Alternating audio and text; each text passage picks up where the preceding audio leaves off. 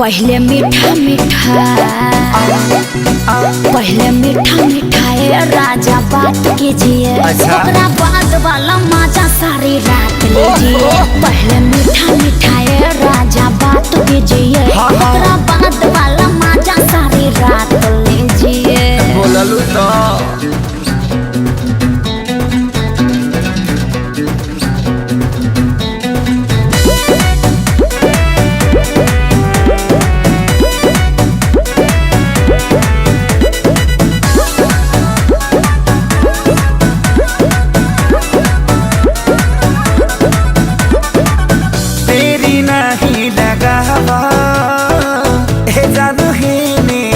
सुनो ना, बोलो ना।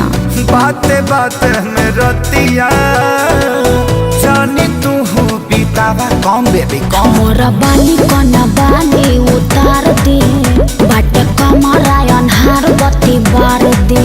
जानू प्यार का आज हमारी साथ कीजिए। कमाल पहले मीठा करबो ना, पहले मीठा ये राजा बात कीजिए, ओकरा बाद वाला मजा सारी रात लीजिए। पहले मीठा ये राजा बात कीजिए, ओकरा बाद वाला मजा सारी रात लीजिए।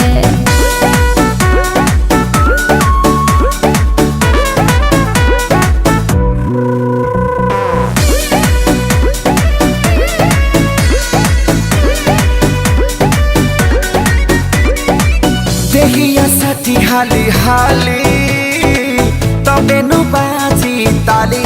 बेबी नियत देता का बड़ा है टहे लाले उठा लाली। एने हमारो हो खत बुरा हाल बा, एहिला भइल इंतजार कई साल बा। हे सारी शुभम से आज ना घाट कीजिए। पहले मीठा अबले तो हो गए रहे। पहले मीठा ये राजा बात कीजिए, ओकरा बाद वाला मजा सारी रात लीजिए। चल, चल। पहले मीठा ये राजा बात कीजिए, ओकरा बाद